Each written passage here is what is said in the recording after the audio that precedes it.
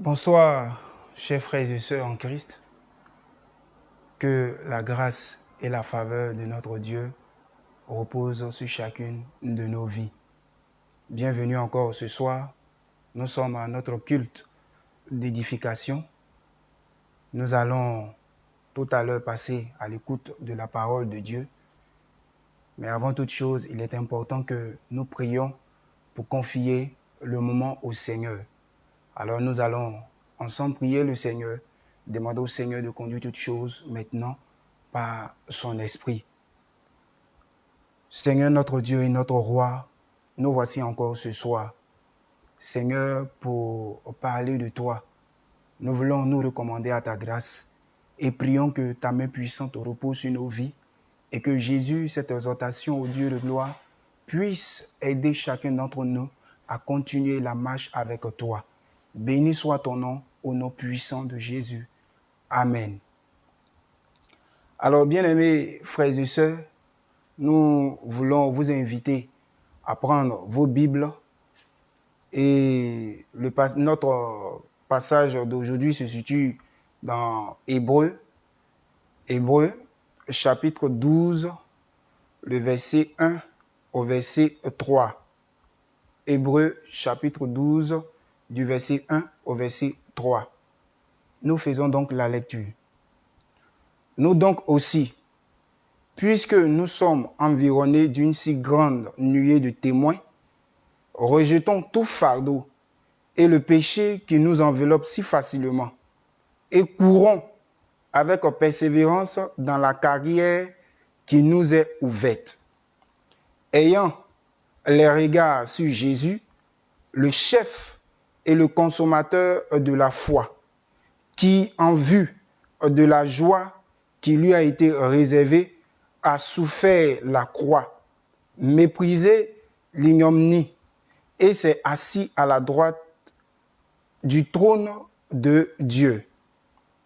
Considérez en effet celui qui a supporté contre sa personne une telle opposition de la part des pécheurs, afin que vous ne vous lassez point l'âme découragée. Bien-aimés, l'exhortation, le thème que nous voulons donner à notre exhortation de ce soir est libellé comme suit: ayons les regards sur Jésus-Christ. Ayons les regards sur Jésus-Christ. Alors l'objectif que nous voulons atteindre au travers de ce thème que nous vous proposons est que nous, qui sommes parvenus à la connaissance de Jésus, devions avoir les regards sur lui seul, quoi qu'il arrive. Nous qui avons connu Jésus, qui connaissons le Christ, devons chaque jour fixer notre regard sur lui seul, quoi qu'il arrive.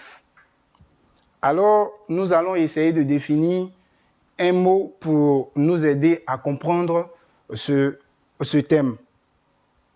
Il s'agit du mot regard. Regard, c'est action de regarder, de porter la vue sur quelqu'un ou sur quelque chose. C'est aussi la manière de regarder, expression des yeux. L'épître aux Hébreux ne contient ni d'identité de l'auteur, ni la situation socio-religieuse des destinataires. Nous pouvons le dire, le but est théologique et pratique. But d'exhortation, d'instruction et de mise en pratique. Ici, c'est le caractère d'exhortation qui est mis en lumière. Il est question de la vie chrétienne. L'auteur voudrait, au travers de cette portion que nous venons de lire, seulement encourager nous qui avons accepté le Seigneur, qui avons décidé de marcher avec le Seigneur, que nous devons tenir bon, nous devons toujours avoir les regards fixés sur la personnalité de Jésus, parce que nous connaissons la situation, nous connaissons ce que nous vivons chaque jour. Tout ça pour encourager les uns et les autres à toujours avoir les regards rivés sur la personnalité de Jésus. Et comme il le dit, il est question de la vie chrétienne qui est mise ici en exergue. Voyons la vie chrétienne comme étant une marche. Et les regards sont très très importants. Elles sont rivées sur la destination. Dans la vie chrétienne, chacun de nous a des regards. Chacun de nous regarde. Mais à quoi est-ce que nous regardons?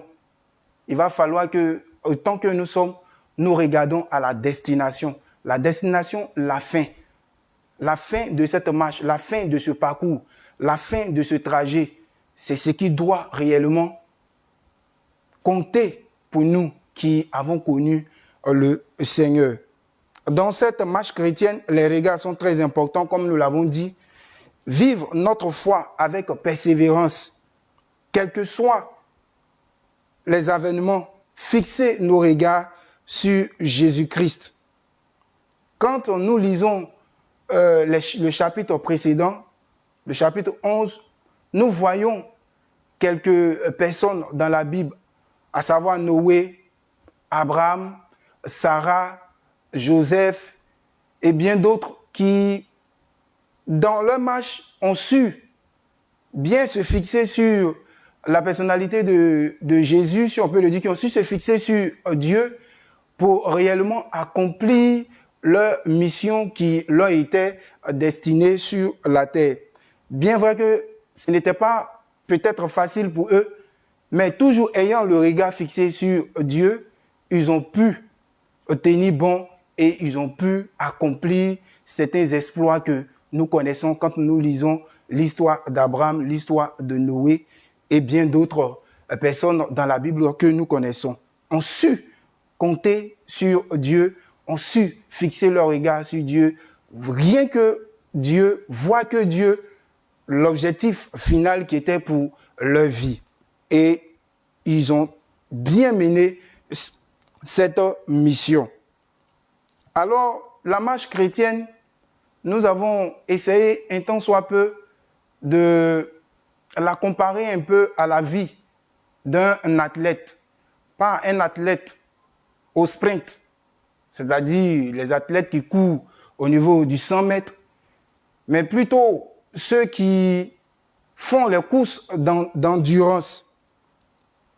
Et ceux qui font ces courses d'endurance se donnent un certain régime de vie. Ils se forment à tout, ils se préparent pour remporter la victoire, Et dans cette course, beaucoup de choses arrivent, beaucoup de choses peuvent environner leur vie, peuvent se passer autour d'eux. Mais ils ont un objectif dans la tête, c'est de remporter la victoire, arriver au bout, arriver à la fin. Et c'est ce qui doit être également pour nous qui sommes parvenus à la connaissance de Jésus. C'est vrai qu'il y a beaucoup de choses qui peuvent nous environner, il y a beaucoup de situations qui peuvent se passer autour de nous, mais ne perdons pas cet objectif-là, ne perdons pas ce but qui est de voir le Seigneur un jour, d'être avec lui dans la félicité céleste. Ne perdons pas de vue ce but qui est de voir le Seigneur. Alors, comme nous le disons, un athlète se donne un régime de vie. Il se fait former, il subit plusieurs choses dans le but d'être aguerri pour réellement remporter la victoire. Et cela doit être pour nous aujourd'hui qui sommes parvenus à la connaissance du vrai Dieu, à la connaissance de Jésus-Christ de Nazareth. Alors, nous avons essayé de nous poser cette question, toujours sur le thème « Ayons les regards fixés sur Jésus ». Comment avoir les regards fixés sur Jésus? Comment avoir les regards fixés sur Jésus? Quand nous lisons le verset, au niveau du verset premier, il dit « Nous donc aussi, puisque nous sommes environnés d'une si grande nuée de témoins, rejetons tout fardeau et le péché qui nous environne si facilement. Alors pour avoir les regards fixés sur Jésus, la première des choses qui fasse que nous puissions faire, c'est de rejeter tout fardeau et le péché. Rejeter tout fardeau et le péché.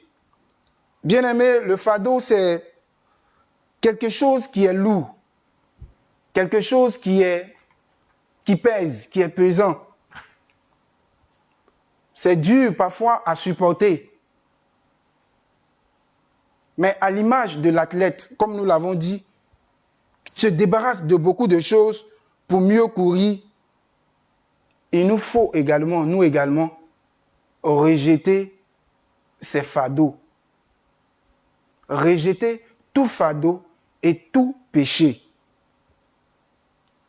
Il y a des objectifs que l'athlète se fixe pour atteindre le but qui est la finalité.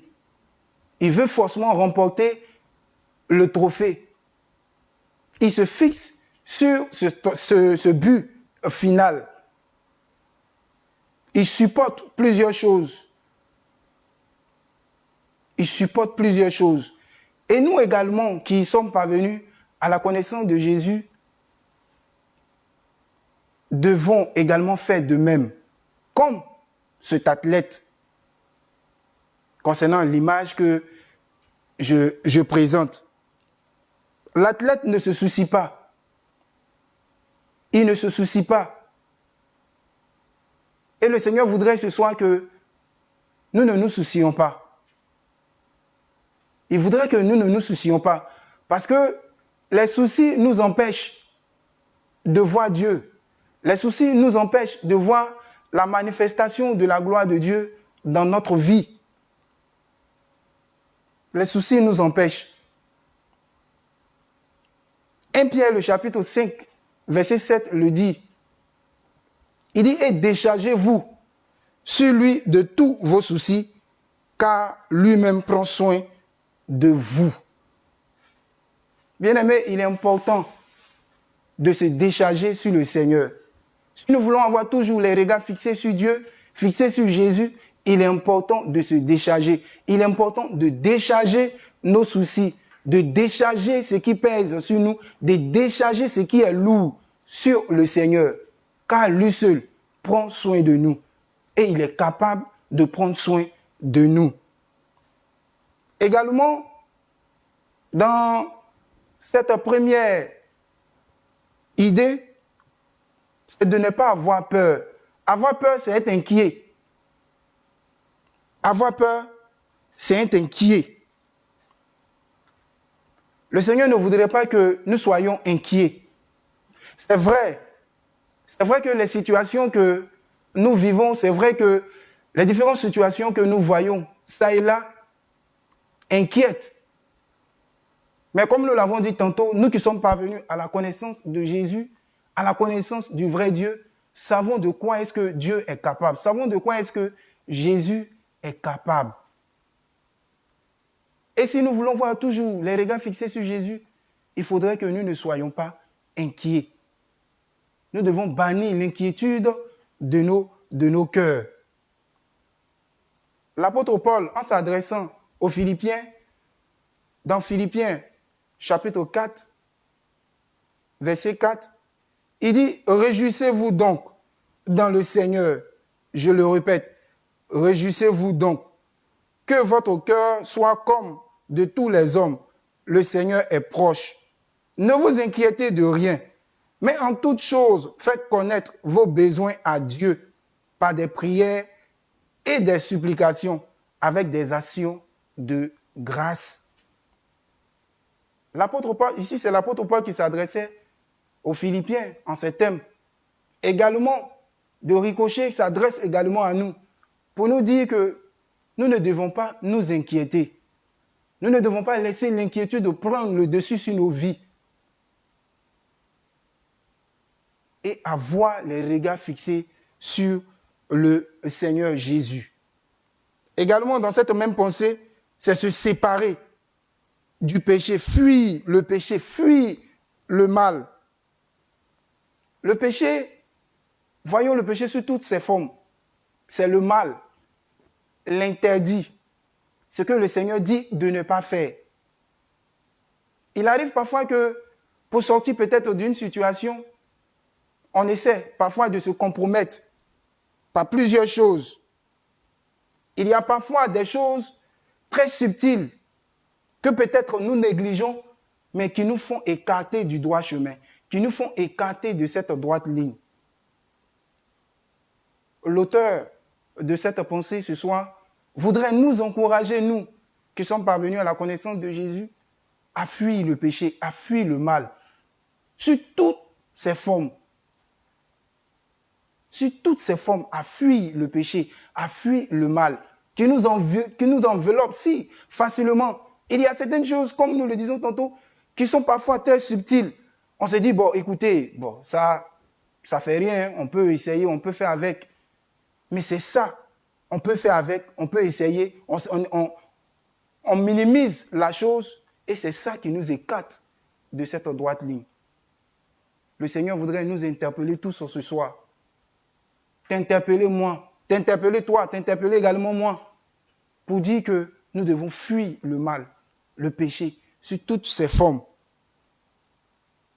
Également, l'apôtre Paul, concernant ce point, en s'adressant aux Corinthiens, dans 1 Corinthiens, le chapitre 6, verset 18, dit ceci: « Fuyez l'impudicité, quelque autre péché qu'un homme commet.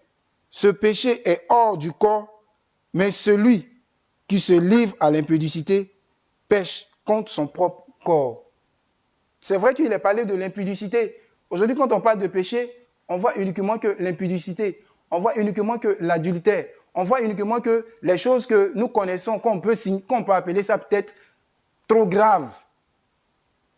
Mais il y a d'autres choses en dessous que nous connaissons et que nous négligeons parfois, mais qui nous écartent de cette droite ligne, qui nous écartent sur ce chemin, sur cette pensée que nous devons river sur notre Dieu.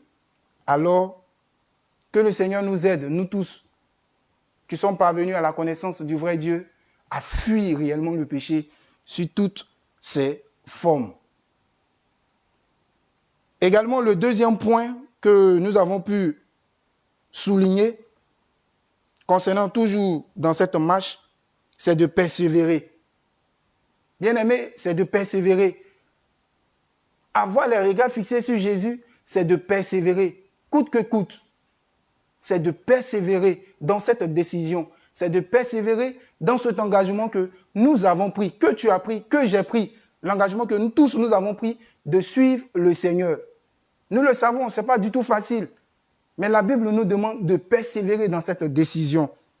Persévérer, c'est d'insister. C'est de continuer coûte que coûte dans cette décision. Quoi qu'il advienne, c'est d'insister, c'est de continuer. C'est dur, c'est pénible, c'est difficile, mais pour la cause du Seigneur. Parce que mon objectif, le but final que je recherche, c'est d'être avec le Seigneur. Donc je tiens bon, j'insiste. Et la persévérance aussi nous amène à ne pas nous décourager. Il arrive que parfois, pour certaines situations, on arrive à se décourager si facilement. Mais le Seigneur voudrait nous encourager tous ce soir à ne pas nous laisser emporter par le découragement. Quelqu'un le dira de façon paraphrasée, parlant des Ivoiriens, découragement n'est pas ivoirien. C'est ce que les gens disent. Mais quand je regarde un peu, je vois que c'est parfois vrai pour dire que ne nous décourageons pas. C'est vrai, c'est difficile. C'est vrai, c'est pénible. Mais ayons toujours les regards fixés sur Jésus. Persévérons dans cet engagement. Persévérons dans cet engagement que nous avons pris de marcher avec Jésus. Toujours ayant les regards fixés sur le Seigneur Jésus. Quand nous lisons Romains le chapitre 12, verset 12, il dit, réjouissez-vous en espérance. Soyez patients dans l'affliction. Persévérez dans la prière. Tout ça pour nous encourager à persévérer dans la prière. Persévérons, persévérons, parce que nous verrons un jour le Seigneur. Oui, nous vivons certaines réalités aujourd'hui qui sont difficiles à le dire, mais pour la cause du Seigneur, persévérons, insistons, car nous croyons que nous verrons un jour le Seigneur. Et quand nous serons dans la félicité du Seigneur, on n'aura plus à penser à ces choses. Ça sera la joie, ça sera la gaieté, ça sera l'épanouissement total. Alors, bien-aimés, persévérons dans cette décision. Également, l'autre point que nous avons pu relever également, c'est avoir une vision. Bien-aimé, avoir les regards fixés sur Jésus, c'est également avoir une vision. C'est se focaliser sur la fin. La fin, c'est être dans la félicité de Dieu, être avec Jésus. Et autant que nous sommes, qui sommes parvenus aujourd'hui à la connaissance de Jésus, nous devons avoir cette vision, ce but, cette finalité d'être avec le Seigneur un jour. D'être avec le Seigneur un jour. Philippiens, le chapitre 3, le verset 12, nous dit ceci. Ce n'est pas que j'ai déjà remporté le prix. Ici, c'est l'apôtre Paul encore qui parle. Il dit, ce n'est pas que j'ai déjà remporté le prix ou que j'ai déjà atteint la perfection, mais je cours pour tâcher de la saisir, puisque moi aussi, j'ai été saisi par Jésus-Christ. Il compare la marche, il compare sa marche par une course. Il se dit que je n'ai pas encore remporté, je ne suis pas encore arrivé. Peut-être certains peuvent croire que je suis arrivé ou j'ai remporté le trophée, mais je n'ai pas encore remporté le trophée. Du moment où je vis encore, du moment où le Seigneur n'est pas encore revenu, je n'ai pas encore remporté le trophée. Mais je me force toujours à courir. Il a toujours cette vision, il a toujours cette pensée en esprit, focalisée sur ce but de remporter le trophée. Alors, avoir les regards fixés sur Jésus, c'est d'avoir également une vision. Avoir également une vision. Le dernier point que nous avons pu soulever dans cette méditation,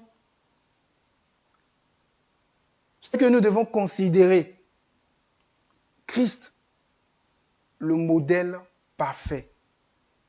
Nous devons considérer Christ, le modèle parfait. Christ est le modèle parfait par excellence. Et il est l'image de la perfection. Il est lui-même la perfection. Et comme nous le disons, nous qui sommes parvenus à la connaissance de Christ, aujourd'hui nous sommes appelés chrétiens. Chrétiens, cela veut dire petit Christ.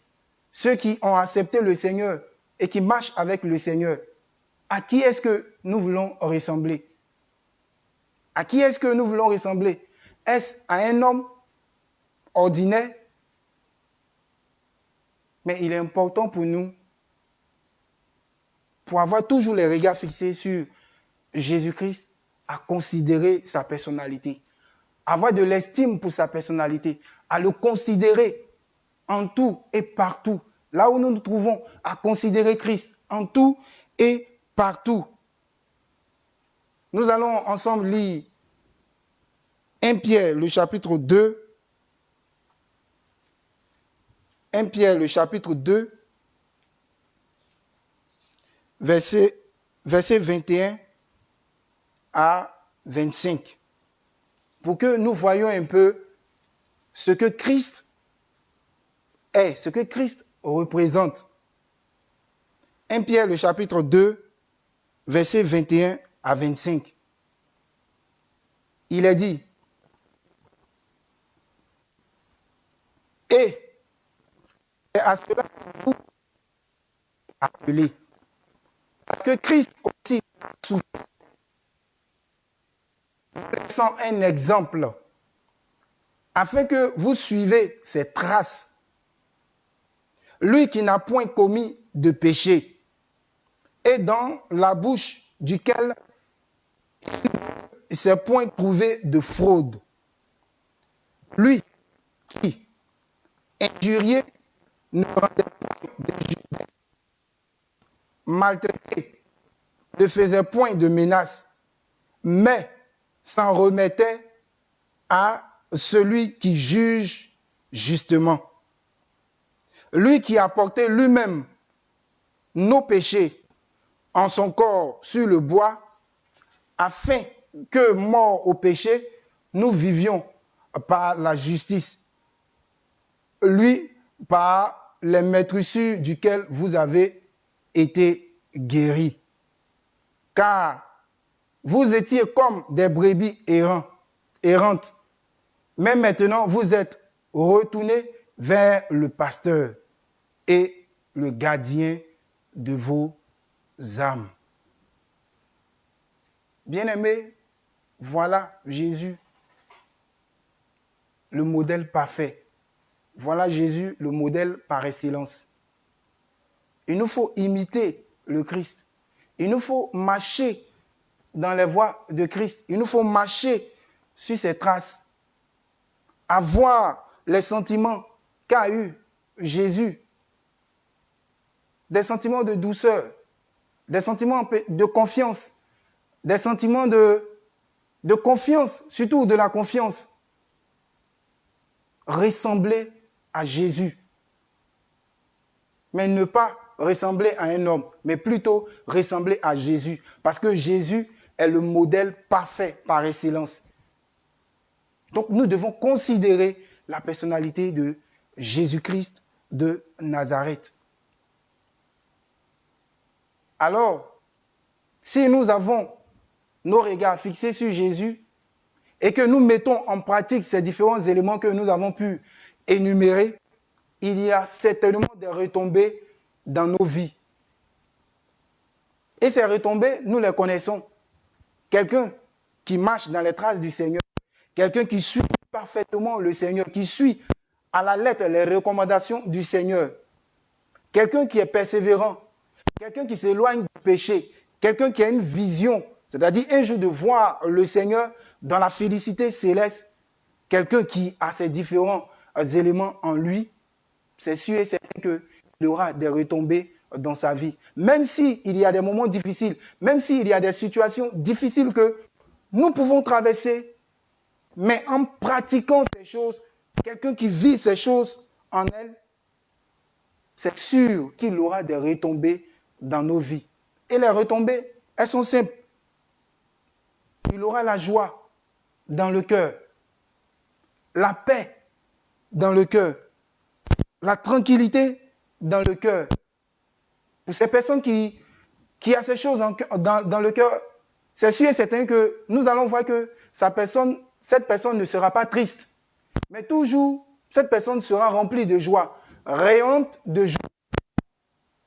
Même si cette personne traverse des moments difficiles, vit des difficultés, peut-être qu'il ne dit pas son nom, mais du moment où cette personne a la pensée, a ses pensées rivées, focalisées sur Jésus-Christ, vivant cette vie que le Seigneur lui donne,